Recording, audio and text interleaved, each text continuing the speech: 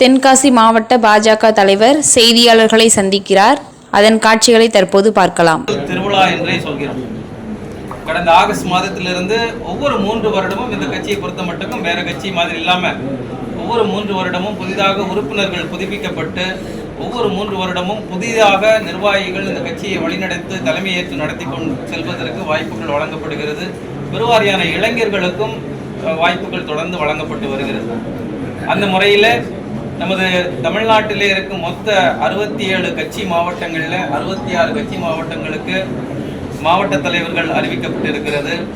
அந்த முறையில் தென்காசி மாவட்டத்திலும் புதிதாக மாவட்ட தலைவராக கட்சி நிர்வாகிகள் அனைவரோட ஒத்துழைப்பில் என்னை அறிவித்திருக்கிறார்கள்.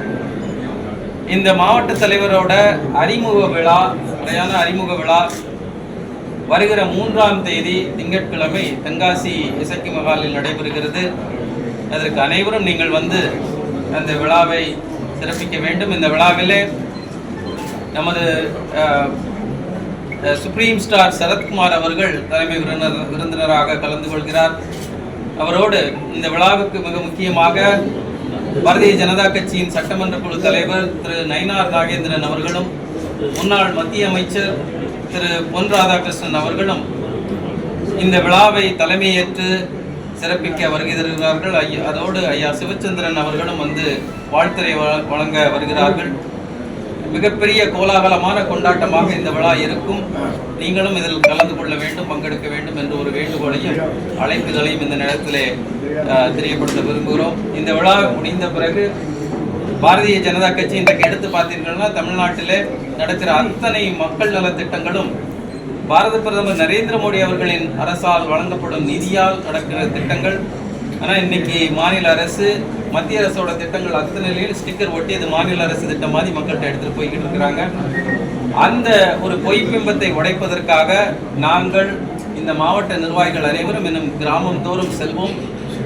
ஐயா மோடி அவர்களின் நலத்திட்டங்களையும் எண்ணற்ற நலத்திட்டங்கள் அடிப்படை விவசாயியிலிருந்து ஒரு ஏழை தாயிலிருந்து ஒரு தொழில் முனைவோர் வரைக்கும் கட்டுமான வசதிகள், இன்ஃப்ராஸ்ட்ரக்சர், உள்கட்டமைப்பு, போக்குவரத்து, இப்படி தொடர்ந்து அடிப்படை மருத்துவத்திலிருந்து விவசாய காப்பீட்டிலிருந்து விவசாயிகளுக்கு ஊக்கத்தொகையிலிருந்து எண்ணற்ற செயல்களை பாரத பிரதமர் நரேந்திர மோடி தொடர்ந்து கொடுத்து கொண்டிருக்கிறார்.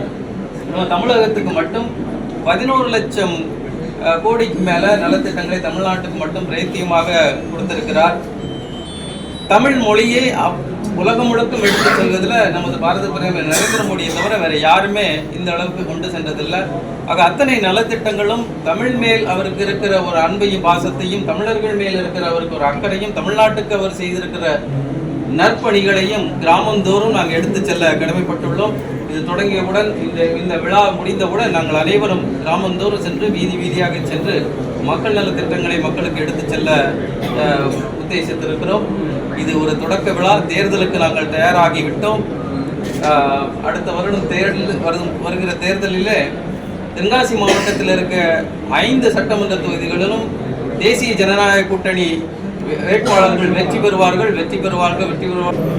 கூடிய விரைவில் கனிம வள கொள்ளையை எதிர்த்து தென்காசி மாவட்டத்தில் ஒரு மிகப்பெரிய ஆர்ப்பாட்டம் நடக்கும்.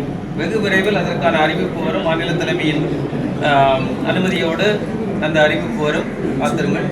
ஆனால் அது அந்த ஆர்ப்பாட்டம் மட்டும் இல்லை, நாங்கள் தொடர்ந்து இதுக்கான கோரிக்கையை கொடுத்துட்டு தான் இருக்கிறோம். மாவட்ட ஆட்சித்தலைவர்கிட்ட அதுக்கான கோரிக்கையை கொடுத்துருக்கிறோம். இந்த டிப்பர் லாரி மூலமாக கனிமவளம் மட்டுமில்லை, பொதுமக்களுக்கு நடக்கிற இடையூறுகள், இன்னல்கள் அதையும் நிவர்த்தி செய்ய வேண்டும், அதை தடை செய்ய வேண்டும் அப்படின்னு நம்ம தொடர்ந்து மாவட்ட ஆட்சித்தலைவரோட கோரிக்கை கொடுத்துருக்கிறோம். அதனால கனிம வள கொள்ளைக்கு குரல் கொடுக்கிற முதல் கட்சியாகவும் அதை தடுத்து நிறுத்தக்கூடிய சக்தி உள்ள கட்சியாகவும் பாரதிய ஜனதா கட்சி நிச்சயமாக இருக்கும். உங்களுக்கு தெரியும், கேரளாவில் இருந்து மெடிக்கல் வேஸ்ட் நம்ம தென்காசி திருநெல்வேலி மாவட்டத்தில் வந்து கொட்டும்போது அதை முதலில் வெளிச்சத்துக்கு கொண்டு வந்தவர், பெரிய அளவில் அதுக்கான ஒரு போர்க்கொடியை தூக்கியவர் நமது மாநில தலைவர் அண்ணாமலை அவர்கள். உங்களுக்கு தெரியும், அவர் குரல் கொடுத்த பிறகுதான் பசுமை தீர்ப்பாயம் உள்ள வந்து வெகு வேகமாக ஒரு 2-3 நாட்களில் அதுக்கான ரெமடியல் ஆக்ஷன் நடந்தது உங்களுக்கு தெரியும். நாங்கள் போராட்டம் இது சரி செய்யவில்லை என்றால் ஜனவரி முதல் வாரம் நாங்கள் பெரிய அளவில் போராட்டம் செய்வோம். அதற்கு மாநில தலைவர் அண்ணாமலை அவர்களே வந்து அந்த முதல் லாரியில் இருப்பார் அப்படின்னு ஒரு அறிவிக்கை விட்டிருந்தாரு. அதுக்கப்புறம் தான் அதுக்கான பதில் ஆக்ஷன் நடந்தது உங்களுக்கு தெரியும். அதே போல கனிம வள கொள்ளையை இங்கு தடுப்பதற்காக ஒரு மிகப்பெரிய போராட்டம் இங்கு நடக்கும். வெகு விரைவில் அதற்கான அறிவிப்புகள் வரும். மாநில தலைவி ஒப்புதலோடு அந்த அறிவிப்பு வரும். செய்திகளை உடனுக்குடன் தெரிந்து கொள்ள தினமுல்லை நியூஸ் தமிழ் சேனலை சப்ஸ்கிரைப் பண்ணுங்க.